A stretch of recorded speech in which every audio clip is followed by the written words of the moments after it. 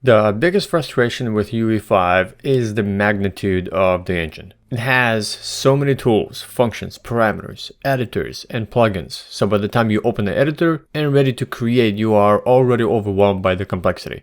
Even though the interface is simple, the deeper you dive, the more you realize how in-depth this game engine is. So before you begin creating custom environments or a custom game, you need to focus on the essentials of the engine. This includes editor's interface, viewport navigation, using viewport modes, project management, using the content browser, working with objects inside the editor, creating a very simple level using starter content, and much more. So in this tutorial, I will give you all the necessary steps to quick start using Unreal Engine 5. So let's get into it.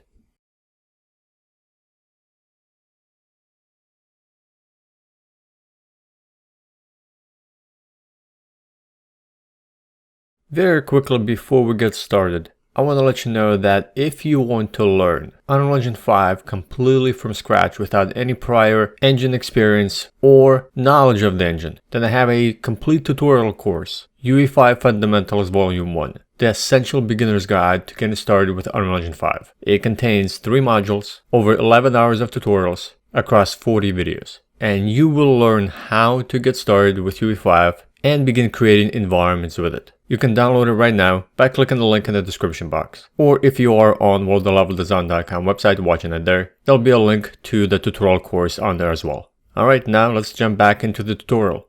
So first you need to go to unrealengine.com, and then in the upper right hand side you will see a download button. Go ahead and navigate to this page. This will list all the requirements that your system should have. Now go ahead and scroll down a little further, and the first thing you need to do is download the launcher. This is Epic Games Launcher that will give you access to a hub for Epic Games, for the marketplace, as well as access to Unreal Engine. So go ahead and download the launcher. So once downloaded, here's the Epic Games installer. Go ahead, double click on it and run it, and install this launcher onto your computer. Once you install and then you run Epic Games Launcher, you'll be brought to this page. You have to create an account in order for you to get access to the engine and to all of the features of Epic Games Launcher. So just go ahead and create an account with Epic Games, and then you'll use that info to log in into Epic Games Launcher. Then once you've done that, you will be taken into the Epic Games Launcher hub, and you will see something like this. Now the first thing you need to do is navigate into Unreal Engine tab right here on the left hand side to this page right here, and then at the very top you have a few new tabs. You have News, Samples, Marketplace, and we want to click over to Library. This is where you get Unreal Engine. So when you see this page, you're not going to have any of these icons available to you. So let me go ahead and just remove a few. So you'll actually have this empty, as well as under My Projects, you will not see anything because you haven't created any projects yet. So let me just remove it quickly, as well as the Vault content. Let me just type something in. So this is what you'll usually see. Now, in order for you to download Unreal Engine, you might see a little icon already popped up here. If you don't, you just simply click on the plus icon right here at the very top, Engine Versions, in order to add what engine version you want to install. And then you can use this drop-down menu and choose which version of the engine do you want. Now we're going to download the latest as of right now, which is 5.1.0. Once you have that selected, go ahead and click Install. This will ask you which location you want to download Unreal Engine, and we're going to keep it on our C drive. Now you do have a few options that you can access, and you can enable or disable what do you want to install with this version of Unreal Engine. Do you want to include the starter content? This is base meshes, textures, and materials for you to use within projects, as well as templates, as well as engine source. You want to go ahead and keep all of these enabled. You don't want to disable them unless you know what you're doing. So we're going to keep these on. Now you don't have to touch anything for your first Unreal Engine installation, just leave them at default. But know that there are a few options you can enable or disable. And then go ahead and click Install. And then just sit back and wait until the entire Unreal Engine version has been downloaded and installed on your computer. And here we are. Unreal Engine version 5.1 has been installed. Now you could have multiple versions installed on your computer. And you can see I have 5.0.3 as well as 4.27. And if you wanted to install additional versions, you just click on this plus icon, then use the drop-down menu, choose which version you would want to have in addition to another version, and then just go through the process again. If you have multiple versions of Unreal Engine installed, you could uninstall it by clicking on this X icon, and it will be uninstalled. And the next step would be you would launch whichever Unreal Engine version you want to work in. Now, you cannot open up the editor unless you create a project that's associated with that Unreal Engine version, so you can launch the editor and work in it. So once you are done downloading and installing Unreal Engine 5, and you are inside Epic Games Launcher, you need to click over to the Library tab. You have your engine version right here. The first thing you need to do is create a project in order to launch the editor. And you can have as many projects as you need, and all your projects are going to be shown underneath my project directory. Now, for the first time, you will have nothing. This area will be completely empty. So let's create your first project. Go ahead and launch Unreal Engine 5. Unreal Project Browser will pop up. You will have an area for your recent projects right here, but of course you will not have any available because if it's the first time launching, you'll have nothing. So you need to decide, what are you going to use Unreal Engine 5 for? Games, film and video, architecture, and automotive, product design, and manufacturing. Each of these contain a different template that enable and disable certain properties and set up the Unreal Engine, the Unreal Editor, for that specific purpose. So you can see if you left click on games, you'll have different templates you can create the project for. Then you can choose which template do you want to include with your project, which basically gives you access to some basic gameplay mechanics that will set up the editor to prototype for that specific game type, or for that specific purpose if you happen to be using the other three options, film and video, architecture, or automotive. So you have blank, which will not include any gameplay or any game template within it. It'll just be a blank project. Then you have your first person, third person, top down, and so on. So for me, I will choose third person. And within each template, it'll give you access to one more screen that you have to make a few decisions in. So in here, you get to choose, do you want to have your template, your project template, be a blueprint or C++? Now, if you don't have any programming knowledge, I suggest you choose blueprint. This is the visual scripting language in Unreal, and that's the most common one to choose. Then target platform, I'm going to choose desktop, but you can choose mobile. And all of these settings right here can be changed at any time inside the engine, once you launch your project. So these are not final and they can be changed. So I'm going to choose desktop. Quality preset, I'm going to choose maximum. Starter content, this will give you a folder with starter content that will be a part of your project. It'll include materials, animations, some particles, blueprints, static meshes, textures. So this is a good kind of starting folder where you can just pull content from, reverse engineer some stuff, as well as use it to create with. So I am going to go ahead and enable it, or actually keep it enabled because it's enabled by default.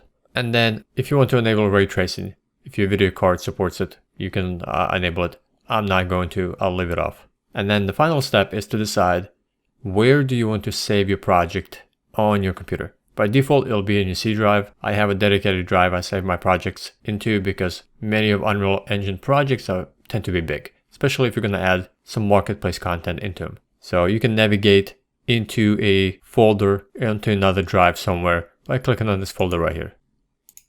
And then you define a project name. So I'm going to name this one my first project. So avoid any spaces because Unreal does not like spaces. If you have to use a separation, just do an underscore. It also does not like dashes. So the only thing you could use to define some kind of a space between each word is an underscore. And then once you've set everything up, go ahead and hit create and let Unreal Engine 5 create the project and launch the editor. Since we included the third person template as part of our project, we will have a default map that will always open automatically every time we launch the editor for our given project. This map comes pre-installed because we chose that third person template. However, there are blank maps and good starter maps that you can open up to work from instead of using this map template. So to start new maps, all you have to do is go to File and choose New Level. You have a couple of options here. You can open up Open World. You can also open up an empty open world. And then we have Basic. Basic will include some presets for us to use, such as a ground plane and lights. So we can just go ahead and use this in order to start creating right away without us having to insert lights, a ground plane and the sky, as well as we have a completely empty level. And let's open up with the Basic. Basic is a great way to start because it already inserts a set of default actors that are necessary for all the lights to work. So let's go ahead and select this, start that up. So this map includes a set of lights, a sky, exponential height fog, and a floor for us to start using and creating with. So let's go ahead and save this. So let's make our first save of this level. So once you have a map started and you've been working on it, to save that level for the first time, you can see right here at the very top left, it says untitled. This means you have not saved it. So to save your level, just simply go to File and choose Save Current Level As. This will allow you to save it as a new map file, name it, and place it in any folder within the content browser. And I want to create a new folder inside. So we have all these folders that were inserted by default with the assets we included, and let's create our own right in here. So I'm going to right click inside this empty space and choose new folder. And let's name this one Fundamentals Vol.1. And I'm going to hit enter. So we have now a folder created. Then I'm going to make sure that I am inside that folder. And then inside this area right here where it says Save Level As, I'm going to create a new folder. So it'll be a subfolder within the Fundamentals Vol.1 folder. And for this one, I'm going to name Maps. So having subfolders will organize your main folder better. So let's go ahead and double click on this Maps folder. And now we're going to go ahead and save this first level. Inside that Maps folder, under Name, let's go ahead and give it a new name. You can name this anything you want, just avoid spaces. So once you've named it, go ahead and click Save. A few things you will see happen right away. One, inside the content browser, you'll see the Fundamentals folder. We can go ahead and open that up a little bit more. And we have Maps, and here's our first map. And here's our level save. Now, anytime you continue working on this level, you now have the name that's going to appear at the tab right here at the top left. And in order for you to save this level and kind of save the update, you just go to File and Save Current Level, Control S. Now, if you want to save this as a brand new version of the working level, you would have to go to File, Save Current Level As, make sure you're saving it in the proper folder, rename it, and save it. And then you will have a second version. So that way you have different versions of the same map that you're working on with different iterations. All right, so let me go ahead and let's just open up another new map. Let's go to File, New Level. Let's open up a basic level again, or let's do empty. Doesn't really matter. If you want to open an existing level to continue working on it, two ways to do this. One through the content browser, one through the File drop-down menu. So if you go to File, Open Level, and then just navigate to the level that you want to open, and then double click to open that up. Or you can go to content browser, find the map, and just double click to launch it. And then here you can continue working on it. And then one more save option that you will have is under File, Save All. This will save everything, including your levels, as well as any unsaved content, such as textures, materials, static meshes, animations, blueprints you've been working on. So this is how you begin your levels, save them, and open them to continue working on them. The UE5 interface is extremely flexible. Any of these panels you see, all these tabs can be dragged around, undocked, redocked, made into a floating menu. So for example, right here on the right hand side, I have the outliner. You can just basically drag any of these tabs, left click, hold and drag, and either just position them and dock them anywhere else, or you can just make them into a floating window. And then of course you can redock them where they were. So this makes UE5 interface extremely flexible for you to customize to what you want, to what you're comfortable with. If you went too far with the customization and you lost some menus, you can reset the UE5 interface back to default. The way you do this is go to Window, and under Layout, go to Load Layout, Default Editor Layout. At the very top, you have your standard drop-down menus, File, Edit, Window, Tools, and so on. Right below this, I want to show you the UE5 toolbar. And UE5 has different editor modes that you can switch to in order to create a different type of environment and use the editor for different type of creation. And this is where this drop-down menu comes in handy. So right now we are in a selection mode. If you left click to expose the drop-down menu, you have ability to switch to different editor modes. You have landscape, and as soon as you switch to any of these modes, a new panel will pop up and the viewport will begin to change. So here it allows you to create a landscape. Then you can switch over to foliage, mesh painting, modeling, fracture, brush editing, which is old BSP editing tool, and animation. And each of these have a shortcut key that you may want to note. So I'm going to go back to selection, Shift 1. Right next to it, you have another drop-down menu, which is, we're going to be accessing this quite a lot as well. And this allows you to add actors or objects into your level. So if I left click to expose this, we have ability to get content. We can import content. We can get it from Quixel Bridge or Unreal Marketplace. And then we can place actors. We can get just basic actors. We can place lights. We can place shapes or static meshes, which are just basic primitive shapes, basic objects. We can place cinematics, such as cameras, some visual effects properties and actors, volumes, as well as expose all the classes available in UE5. So this is an important menu that will be going through and grabbing quite a few things from here, especially some basic actors, lights, and shapes. Then we're going to skip a few icons. This is a Blueprint. This is a visual scripting language in UE5. We're going to skip this. And we have some cinematics here that we can add. So we're going to skip that as well. The next few icons right here is ability for you to playtest inside your level. We're going to cover this in more detail a little later. But these icons allow you to spawn inside your map and playtest as the character in game. And then the last one here in the toolbar is ability for you to publish to a platform. So you can basically package your level or your game up for a specific platform, and then you'll have a way to publish it. Now on the very bottom, you remember we had the content browser or the content drawer right here. So we lost that because we reset our layout back to default. So let's go ahead and bring that back up. So I'm going to go ahead and left click on this content drawer in order to expose the content browser. The shortcut key also is Control Spacebar. So again, you can dock this panel so you always have it available, or you can just have it toggleable by using the Control Spacebar shortcut key. So I'm going to go ahead and dock it. If you ever want to undock it, just go ahead and close this down. If you ever want to open up a content browser window as a floating menu, you can actually have a second content browser as a window. So to do this, you go to Window, Content Browser, and here you can open up actually quite a few versions. So I'm just going to go ahead and click on Content Browser 2. And that way I have a floating window of this in addition to the one below.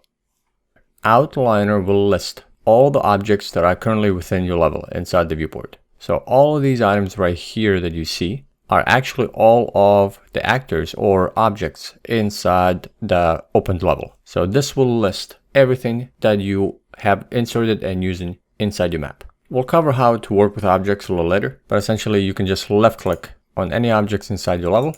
This will also select them inside the outliner, or vice versa. If you're working within the outliner, you can select that object and will also be selected inside the level. And of course, if you know the name, you can search for that specific object, as well as you can filter for specific actors to show up here by going to this drop down menu and setting up certain filters. So only those will show up inside the outliner. The details panel right here is usually you're not going to have anything selected, so you're not going to display anything here. It'll be empty. And the details panels will show the properties for your selected object. So whichever object you have selected inside the world or the outliner, you'll expose the properties for that object inside the details panel. And there's a lot of options depending on what actor, what object you have selected. So these two panels are going to be quite useful and used a lot, especially the details panel. Then I also like to have, right next to the details panel, I like to have the world settings to be accessible in the same menu. So a little tab right next to it. So the world settings is going to be very important for setting up certain properties for the given open level or map. So let's go ahead and dock that world settings and just have it. So to get access to the world settings, you can either go to settings, drop down menu and open world settings. You can see it'll be docked here. Or you can go to window and open world settings right here. And inside world settings, you can just take a look. You can override game modes, tweak light mass or light settings if you are using baked lighting, and quite a few other options that are going to be useful for gameplay or visuals for your given level.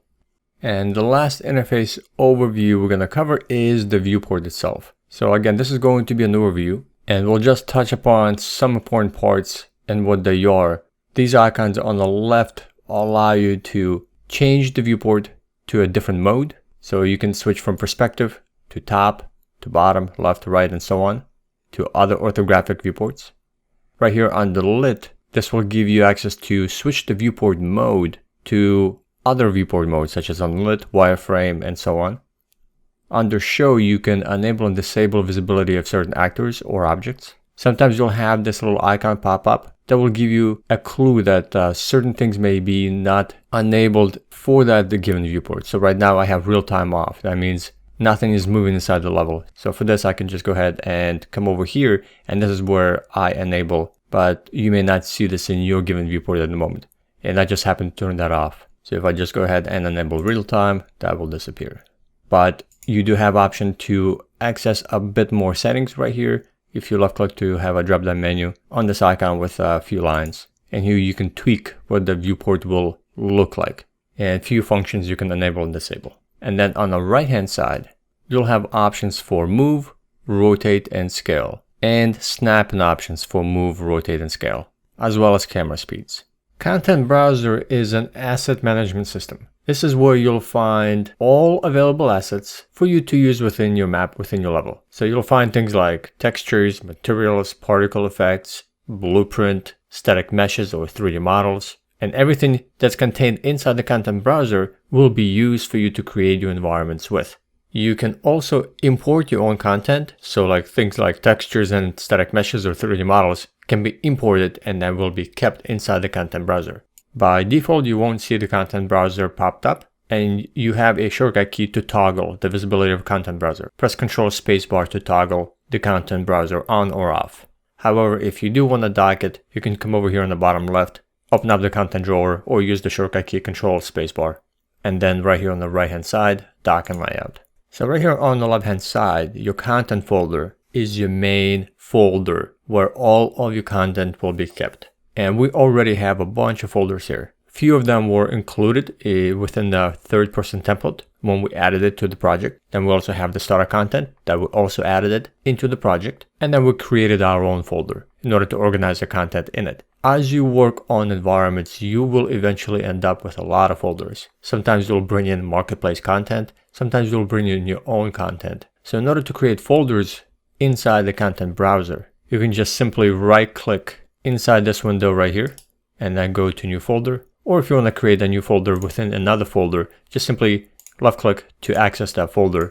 And then inside this area right here, we already created a subfolder, but you can create additional subfolders to organize more content. And right click in here and then create new folder. Now the Content Browser will have a lot of assets in it. Right now we don't have that many, but there's enough that we may need to search for things. So instead of trying to look through each individual folder, then going to the subfolder and look for something in here, you can search for specific items or for specific names. And I'm going to go into the content folder. So we search everything within the content folder, and inside the search bar right here, you can type in. So let's type in wall. See if there's any wall items that have the wall name in them. Most of these are from the starter content. We have some blueprints, we have some static meshes, and we have a material. Let's go ahead and clear this. If you want to clear it, you just simply delete the name or just click on this X to clear the name. Now, if you search for something, let's say, let's go back to the wall. I'm going to search for wall. Right now, we are searching within the content folder. So we're looking into the content and all of these folders, and it's looking for the wall name of an asset right within every single one of these folders. If you happen to have another folder selected and you type in the name, nothing shows up, that's because you're only searching within that subfolder. So if you want to search everything, you just need to select the main folder that you're trying to search into. We can also filter by asset type. So instead of searching for a specific name within the asset itself, we can search for or filter by materials, by blueprints, by static meshes, by textures, and so on. There's a lot of filters we can apply. So to do this, I'm going to go ahead and select the content folder. So we're looking into everything we have. And then just come over to this icon right here. Left click to open this up. And here you can manage your filters. So what are we going to look for? Let's go ahead and filter only by, just do static meshes. These are 3D models. So let's go ahead and enable this check mark. And now we're only looking into or looking at all the static meshes available within that content folder. We can also add additional filters in here. So maybe let's say I want to go ahead and add all of the materials as well. So I'm going to come over to this icon again and let's apply materials. So now we're looking at static meshes and materials. And then we can even narrow it down even further. by searching a specific name. So let's say wall. Now we're just looking only at static meshes and materials, and then we're searching further down just for the name wall within those. At any time, I can go ahead and just unclick one of these filters, and we'll just remove it. But I still have it for me to enable and disable really quick within this filter area. So I can toggle those filters on or off. If I want to clear everything, let's just go ahead and use this drop-down menu, and we can reset filters or just unclick these. There are more filters, of course, so the ones that I chose, these are the most common filters that you may want to apply and use really quick. But if you go down to the type of filters, you can see we have drop-down menus for the type of animation you want to look at. Let's go down to materials. We can look at specific type of material. Maybe we just want to look at material instances.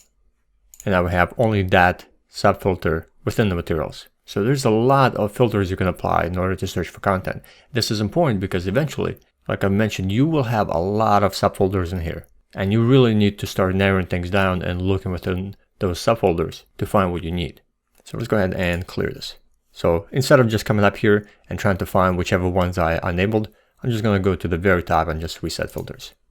In addition to using already included content, you can import your own assets right into the content browser. And you'll have ability for you to do so by clicking the add icon.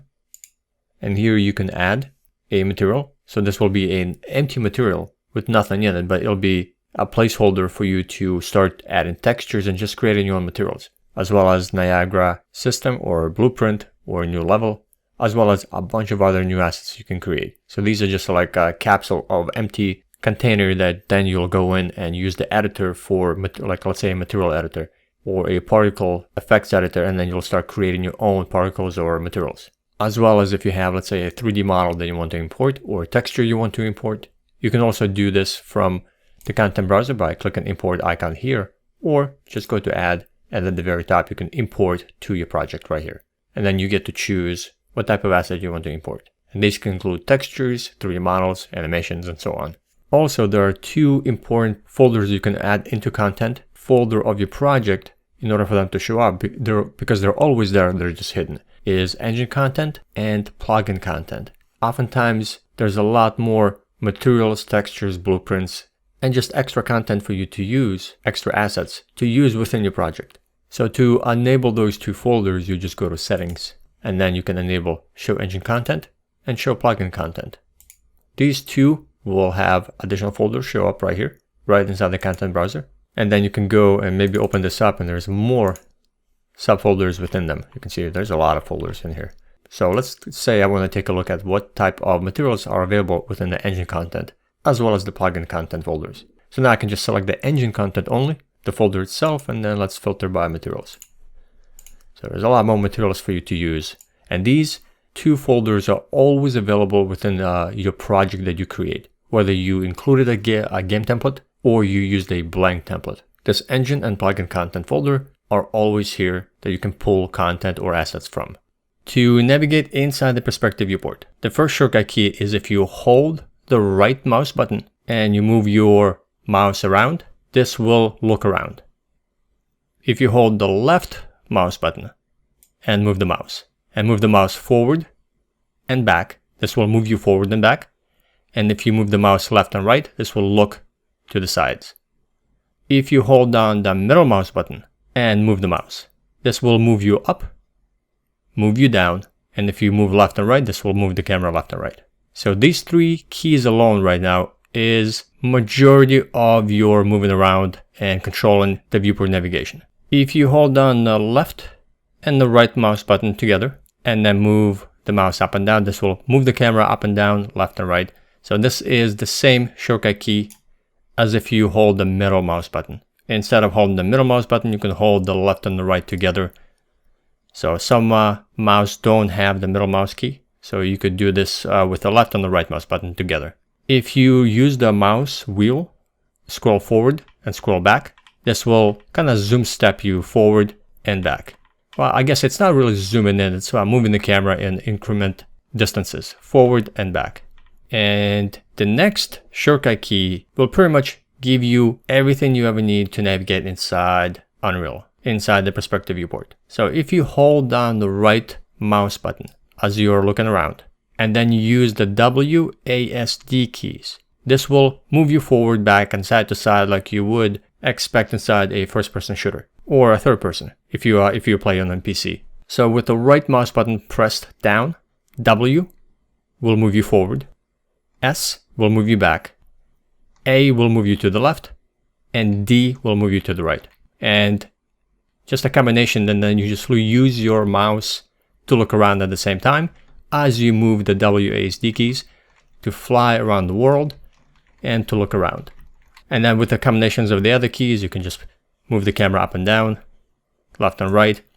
And then if you need to fly forward or get a little closer or get further back, just use the ASWD keys. So this is a fantastic shortcut, very intuitive. And with these combinations of shortcut keys, you pretty much have everything you need to navigate inside the perspective viewport. If you hold down the right mouse button and then press the Z key and hold it down, this will zoom you out. The camera is still in the same position, but it's kind of it's zooming out and giving you a wider field of view. And then if you let go of the right mouse button, the camera goes back to its regular focal length. If you press the right mouse key and then hold C, this will zoom you in. And if you let go of the right mouse button, it just snaps back. So these are very useful when you don't want to move the camera forward or back to an object and you are further away inside the environment, but you want to see it. Maybe just inspect it really quick without actually getting close to it physically. Now, when you get to larger environments, you may need to move a lot faster in the world. So to navigate, let's say I want to go somewhere off in space down there. If I use the same camera speed at the default, it would take me a long time to get there. Same thing if I want to maybe slow down. Let's say I'm working on a very detailed area and I want to slow down the camera. Right now, it's way too quick for me to just take a look at this a few little squares. So you can control the camera speed at the top right here where you see the number 4 and a little camera icon. If you left click on this, this will give you access to lower the camera speed. So let's go ahead and lower it to 1. And if I hold the right mouse button and then use the WASD keys, you can see how slow it moves. So this is great for detail work. And if I need to speed this up, I can just go ahead and let's go up to 8. And it's going to be really quick. Just zoom you in and zoom you out. So this is great for large worlds. Let's go back down to 4. Next is the ability to switch to other viewports. So we've been entire time inside the perspective viewport, but you can switch to orthographic viewports, which are top-down views or side views that take place in wireframe. First way is to come over to the top right, and you're going to see a tiny little icon which allows you to maximize and restore a viewport. So if I click on this icon right now, from the perspective viewport, this will put me in a 2x2 view. And you can see I have back, right, and top views available to me now. If I want to maximize those viewports, just come over to those viewports and just click on this icon right here to maximize it. And now I have this main top view as my main view to look at and to work from. Let me go back to perspective, maximize that. You do have shortcut keys to switch to any of those orthographic viewports as well as more by coming over to the top left where you see perspective inside the viewport. Left click on it, and then you have top, bottom, left, right, front, and back. And each of those are associated hotkeys, so you may want to write those down if you want to use these shortcut keys. But there is a quicker view to switch to any of those views within the main viewport itself using Control and then middle mouse click and drag in 5 different directions to switch your current perspective view to another view. So here's how you do this. Well, once you have a viewport maximized and you're working at it, hold down Control, middle mouse click and drag to the top. This will switch you to a top view. Continue holding down Control, middle mouse click and drag down. This will switch you to bottom view. Then middle mouse click and drag to left, switches you to a back orthographic view. And Control, middle mouse click and drag to the right, gives you a front view. And if you want to go back to perspective, hold down Control and middle mouse click and drag diagonally to the bottom left. Puts you back into perspective. To navigate inside orthographic viewports, let's go ahead and switch. These shortcut keys will work for all other orthographic viewports. If you hold down the right mouse button, move your mouse, this will pan you around. If you hold down the left mouse button and move your mouse, this will marquee select objects inside that view. If you hold down the left and the right mouse button together and then move your mouse forward and back, this will zoom you in and zoom you out. You can also zoom in incrementally by using the mouse wheel. So it'll kind of snap step by moving the camera closer or further. And then if you middle mouse click and drag, this will give you a measuring tool. This will become very handy when you are dealing with measuring distances, or you are trying to decide how tall or how wide something is, like a piece of geometry. And these units that pop up by middle mouse click and drag are set in centimeters. If you need an additional extra perspective or orthographic viewport as a floating window, you can do that by going to Window, Viewports, and opening up any of these viewports right here. So let's do viewport 2. This gives you another extra viewport to work from, and it's independent from your main one. So you can see I'm moving the camera here, but nothing is happening in the other one. And you can switch to any other orthographic views if you need it. Another very useful way to jump over to a camera position anywhere in the world is setting up camera bookmarks. So whenever you're working on a large environment or even a small environment, you may want to remember certain camera placement and you want to be able to jump back to them. If you go to this icon on the top left, a little circle with 3 lines, here you have bookmarks. This default level already has a single bookmark already set up for you, but then you can also set bookmarks. And you can see they all have shortcut keys. You can clear bookmarks. So if you have bookmarks set, you can go ahead and clear them, or you can clear them all. But instead of using this, which you can, I'm going to show you the shortcut keys instead. So let's say I'm flying around. Let's say I like this new camera position. I'm going to be able to jump to this anytime I want. And the hotkey 1 in this basic level is already set to a hotkey, to a camera bookmark. So if I press 1 right now, I will jump back to where Epic is already set this for us. But I can override this and set up my own. But let's say I want to keep this first one. And then let's say I want to set up a second camera bookmark right here in this corner. I want to be able to jump to it anytime I need. So if I press Control and press on any of the numeric keys, so I can do Control 1, but 1 is already used. So I'll do Control 2. This will remember this bookmark and this camera position. And then if I fly away and I press 2 on the keyboard, it will jump back right to that camera bookmark. 1 will jump back to that default. That's already set for the level. 2 will jump back to that. So let's say I want to set up another one right over here. Let's just say maybe a little further back. Let's do Control 3. So now I have 3 camera bookmarks. I have 1, I have 2, and I have 3. So Control and any of the numbers 0 to 9 will set up a camera bookmark. And then all you have to do is press any of the numeric values from 0 to 9 to jump to them. So to select any actor inside your level, you simply left click on any of the actors inside the viewport. So for example, if I just left click on this actor, which is a skylight, it will be selected. Whichever actor you have selected, you'll have details panel open up or be populated, and it'll display the properties for that object. And depending on the actor you have selected, these properties will differ. If you want to deselect, just simply left click somewhere else to deselect everything you had selected. It will, however, select certain actors. For example, we're still selecting the sky sphere. If you want to deselect everything and not have anything selected, just hit escape. Now let's go ahead and insert a static mesh or a 3D model that comes with starter content, so we have something else. Let's just go into content browser, starter content, and then go to props, and let's drag one of these props inside the level. So the way you drag certain elements from the content browser, certain actors, is by left clicking, hold and drag, and just place it inside the level. And you can do this to most of the static meshes, materials, particle effects, and so on.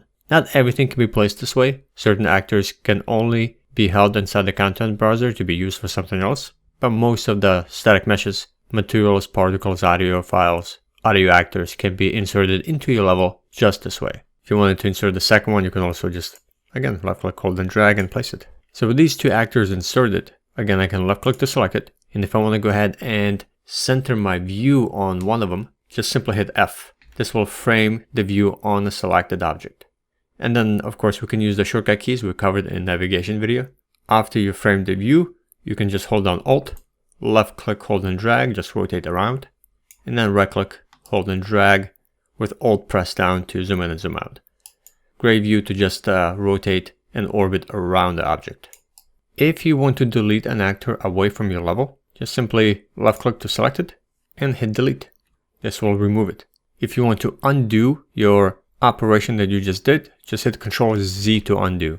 Now, to move objects inside the viewport, whenever you select an object, you will have a gizmo appear, which is a XYZ gizmo that gives you a direction to move that object along. You may see a different icon, so this is a move gizmo, but there are other two gizmos such as rotate and scale. And you can change this by coming over to the top right of the viewport, and you are able to switch to select an object. So this will only select an object. So if you don't see a gizmo, you might be in a select mode. The shortcut key for select is Q. Then you can come over here and enable the move tool. The shortcut key is W.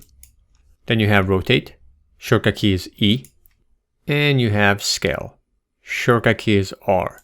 You can also use the space bar to cycle between the three transformation gizmos: move, rotate, and scale. Or use the shortcut keys W, E, R, or Q for select only. So let's switch over to the move tool.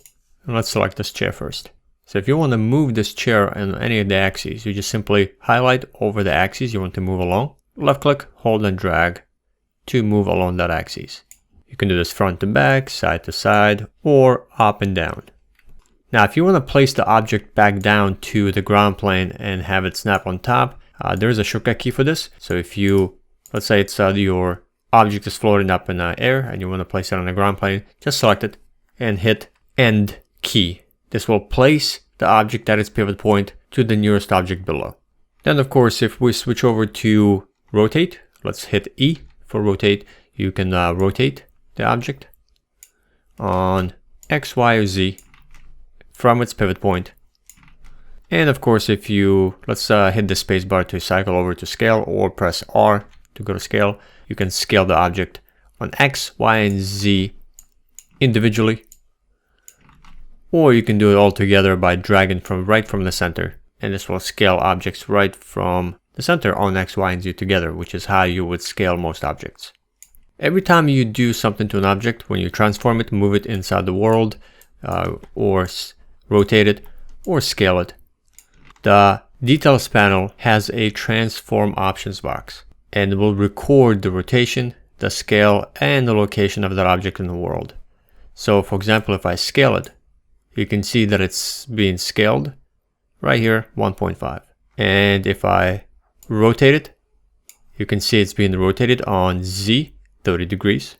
And of course, if I move it, this will record where in the world its location is at. If you want to reset some of these properties back down to their default, each of these will have a tiny little arrow pointed. So that means that that object can be reset back to default. If you don't see that arrow, that means nothing has been changed. So for example, if I want to reset my scale back down to the default value, just click on this arrow and it will be reset. And I can do the same for rotation. And I can do the same for location, but it will be placed somewhere in the world in the center, which happens to be 000 world location. Oftentimes you don't want to do that because the object will always jump in a world origin at the 000 world space. If you want to move an object but not have to use the gizmo and not have to use the input boxes right here, there are shortcut keys for this. So for example, let's say I want to move this chair. If you hold Control and left mouse click and drag anywhere in the viewport, the selected object will move on X-axis. If you hold Control and right mouse click and drag, this will move the object in Y-axis, front to back. And if you hold Control and hold both left and the right mouse button together, this will move the object up and down. And of course, this applies to whichever transformation gizmo you have enabled. So if you have rotate, this will rotate on those axes, and works also for scale.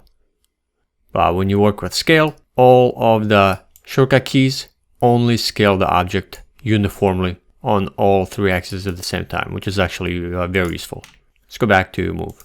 If you want to move an object, let's say you're moving the object, but you can see that the viewport is standing still and you want to move the object somewhere else, there's a shortcut key to move along with the object at the same time. So if you hold down Shift and just click on any of the axes, you can move the camera and the object together at the same time. This is very helpful to just move somewhere somewhere in the world and move the camera along with it, instead of having to move and then move the camera and then move again. Very useful shortcut key.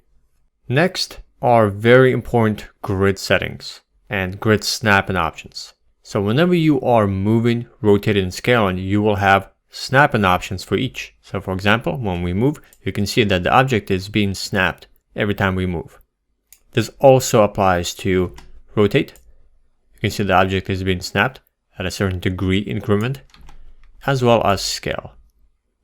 These settings are enabled by default for each of the transformation gizmos or transformation functions, and they're available right here. If you hover over this icon right here, this is grid snapping for the move tool, for rotate, and for scale, and all of these at the moment are enabled. If I go ahead and disable the move, now I can move the object without snapping it to the grid.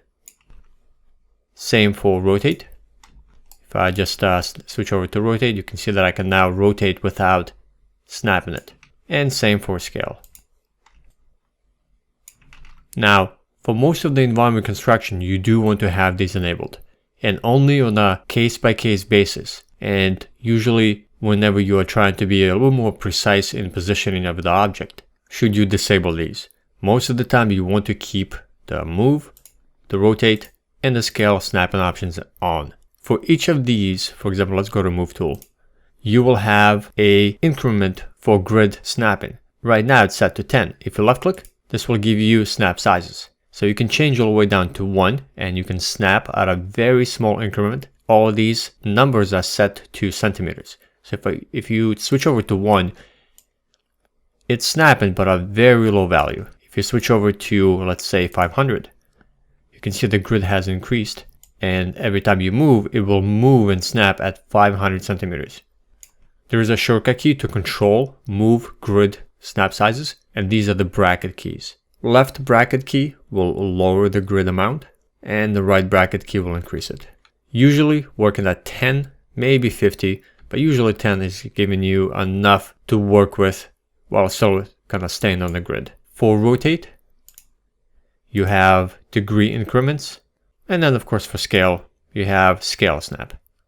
And you can change this at any time, depending on what you need to work with at what degree increment, snap size, movement, as well as scale snapping. If you want to duplicate objects, select the object, and there are quite a few shortcut keys to duplicate. So the first one and the most commonly used one is Alt and drag. Alt dragging will duplicate that object. You can also right click on an object and you have a lot of other settings to work with that object. So you have edit, where you can cut, copy, paste, duplicate, which is there's another shortcut key. Instead of using Alt, you can use Control D. So again, instead of using Alt and drag, let's use the other shortcut key, Control D, to duplicate. Quite a few shortcuts for duplicate. So inside the content browser, you will be able to filter and find textures as well as materials.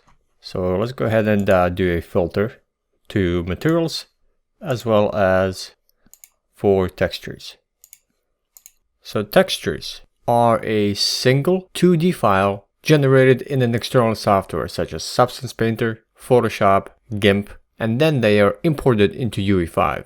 Some of these textures include color or albedo, a normal map, a roughness map, metallic, displacement, various different masks, and there are many other textures you can import and use. And in Unreal Engine 5, you do not use textures directly to apply them onto your models, onto your surfaces. All textures have to be used within a material.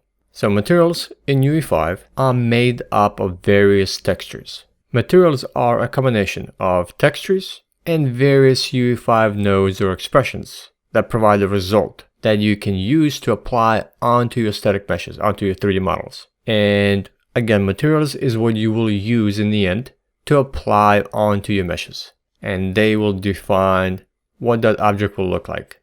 So back in Unreal Engine 5 inside the content browser, if you double click on a texture, so let's just go ahead and find one and double click on it, a texture editor will pop up. And here it will give you properties for that texture that you can modify and adjust, as well as some of the details about that texture, the size of it, format, and so on.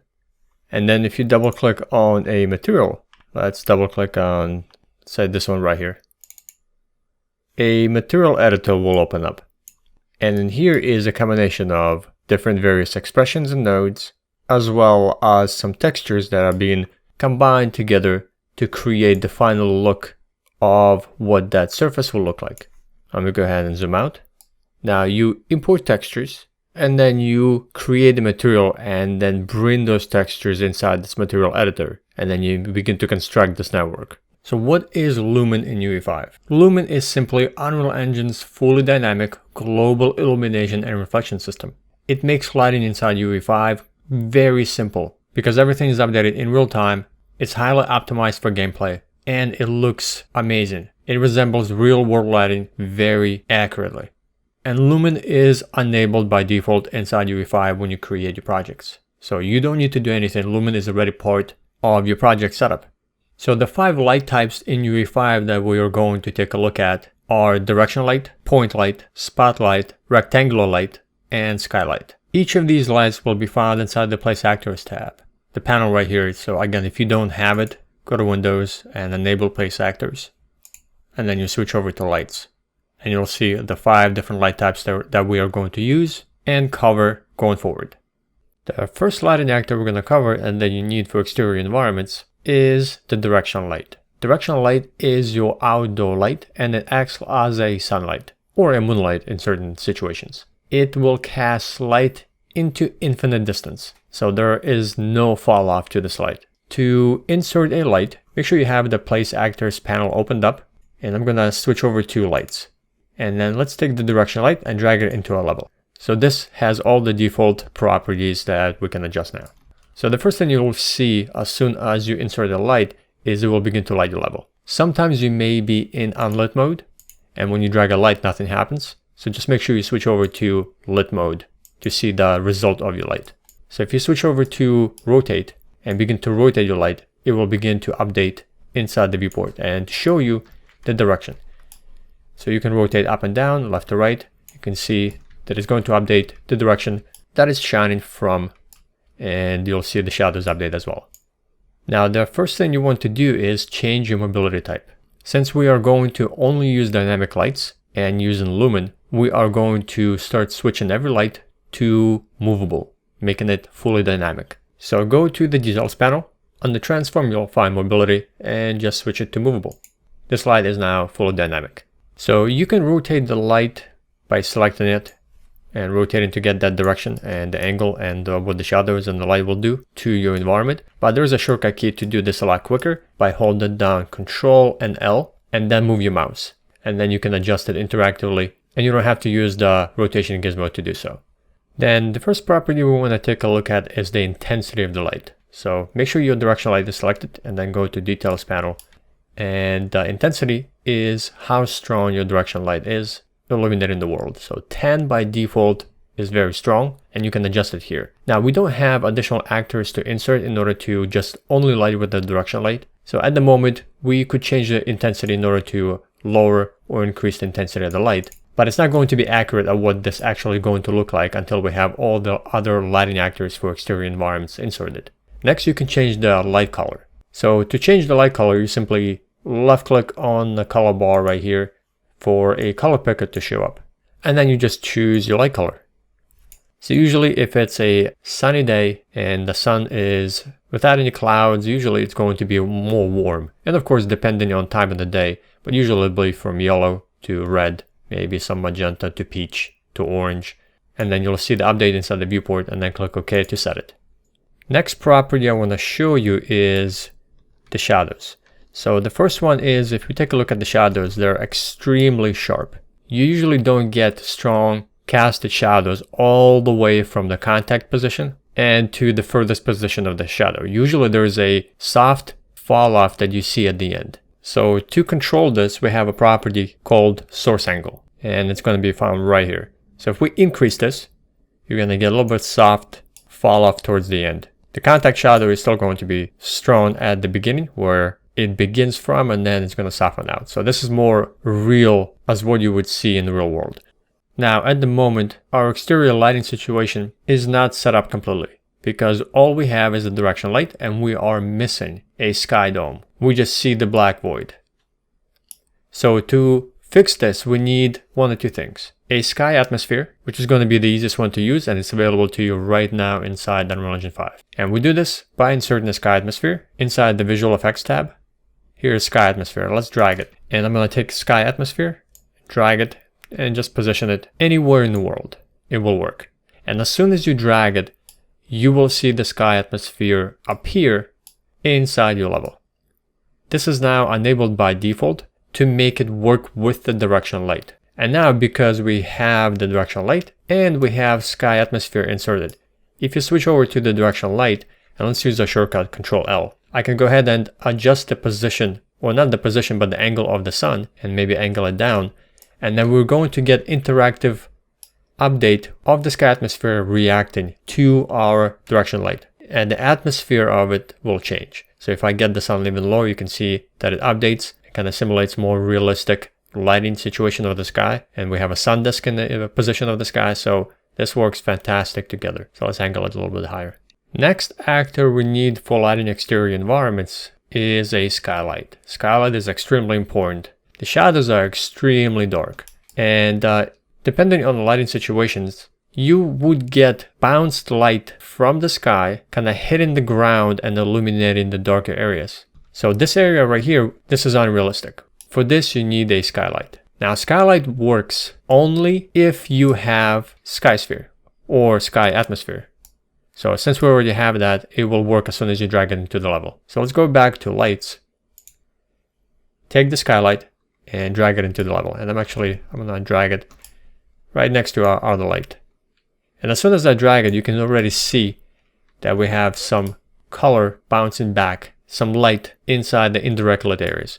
But that's what skylight does. It uses the sky atmosphere by default, or the scene of your environment, and bounces the light back into the indirect lit areas. Of course, we need to make sure, since we're using all dynamic lighting, that our skylight is set to movable, so it's dynamic. So let's switch the skylight to movable. We also want to enable real-time capture, so it updates every time we change any other light, especially directional light or the sky atmosphere. So skylight gets recalculated in real time automatically. So let's enable this as well. Now we have ability to increase the intensity scale of this indirect lit area. So if you want to have it a lot more light, you can increase it to 2. Let me enable real time back on so you can see it update. So you can see intensity scale to 3. It only affects the indirect lit areas. Now, of course, this is way too bright, so I can go ahead and tone it down to back down to default 1. And if you want it more, maybe darker for artistic reasons, you can lower this to 0.5, for example. So the three lighting actors we're going to cover are going to be found under lights, and it's going to be a point light, spotlight, and a rectangular light, rect light. So let's cover the first one, which is going to be a point light. Let's go ahead and drag it into the level. Left click, hold and drag, and just place it. And let's just raise it up. And now let's switch over to lit mode.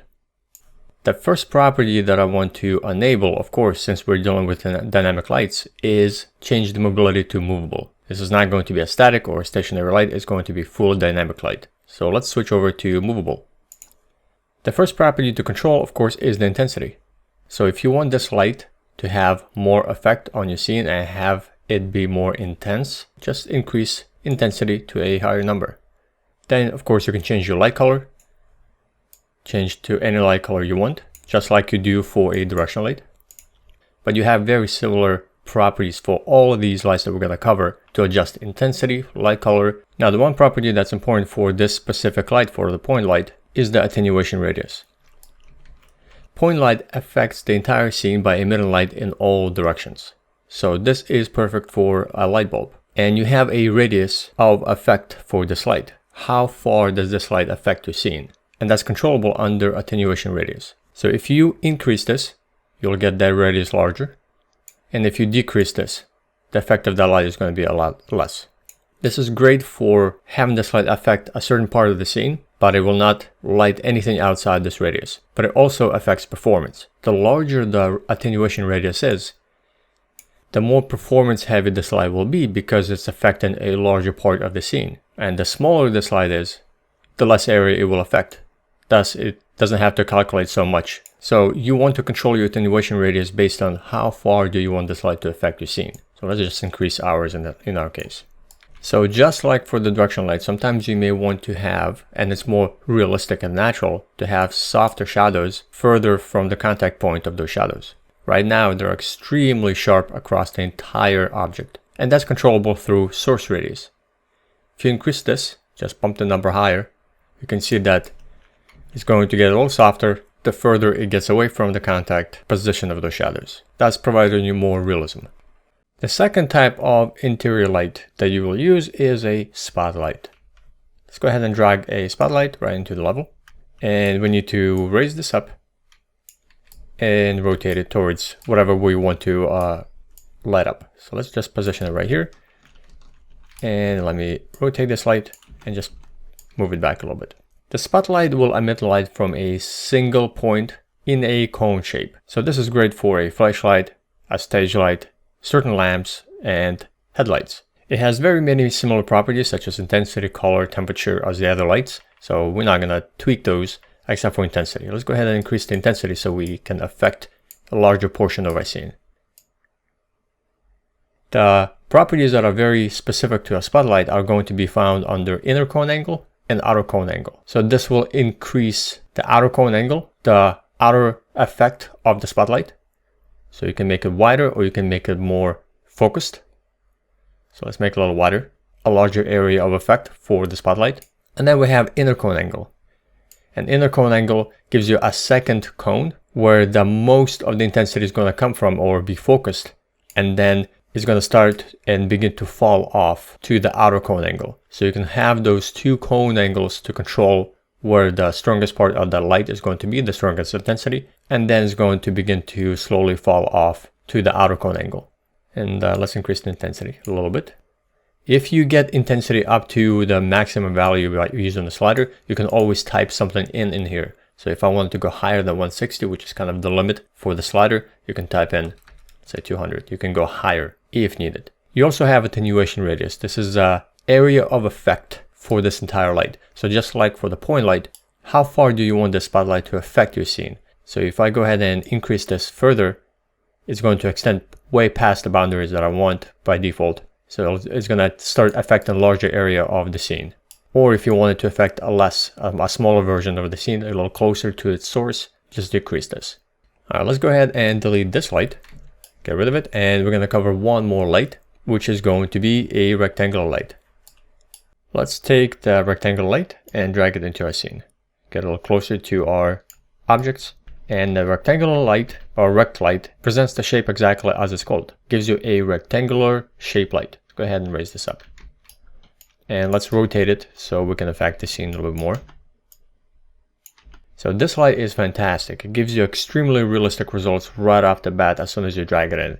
One of the properties for this light, it will give you soft shadows right away. So you can already see we need to control this. This is already physically correct based on its intensity and the shape of the light, and it's giving you an area of effect of the shadows already soft. Let's go ahead and adjust the intensity of this light so we can affect a larger portion of the scene with a lot more light. So let's flood it a little bit more by increasing the intensity. Of course, we can change color or temperature. I'm just going to stick with white. And then we have attenuation radius, just like we did for the other two lights. So this is area of effect. So we can increase this to affect a larger portion of our scene. Now, the great thing about this light is the ability for you to control the shape of it by using source width and source height, these two values right here. So if you take a look at this light, and I'm going to start changing the source width and increase it, it's going to change the shape of this light. So this is perfect if you have a specific light inside the scene that has a shape such as fluorescent light bulb. And as you do this, let's continue to increase the width. You can see that it's changing the reflection of that light inside some of the reflective surfaces inside the environment. So let's actually lower this a little bit more. So if you want it maybe a more of a square, not a rectangle, you can also increase the source height. So maybe you have a window and then you wanted to have a light coming through a window. So now you can define a specific exact shape using the rectangle light. Or maybe you have a TV screen that's going to emit light. So you just reshape this using source width and source height to have some light coming from the screen. So the first way that you're going to tell how your environment looks is right inside the lit viewport. Few ways to remove kind of all the icons from view and see exactly how your environment would look is make sure that you are using lit mode.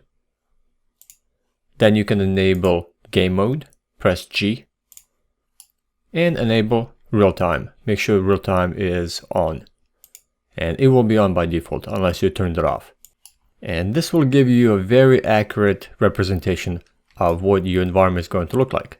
Now, of course, you want to be able to spawn right inside your map, run around, and actually playtest from player's point of view.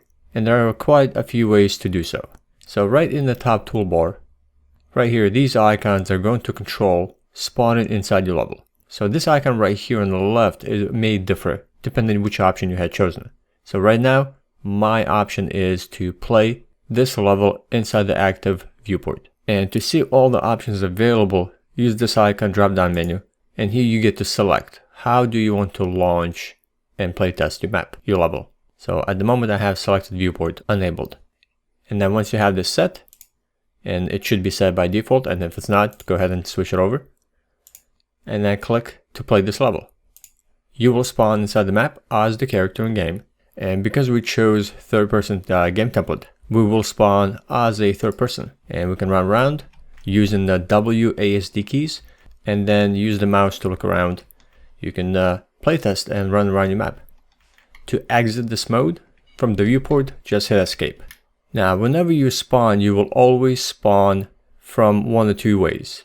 Either from a player start, which is an actor that's placed in the level and you will spawn from it, or you will spawn from camera, exactly where your camera is at in the world. Now, we don't have a player start inserted, so we will be spawning from the camera's point of view. So that's why anywhere you are, you can be right up above. If you press to play test from the viewport, you will drop from exactly where your camera was.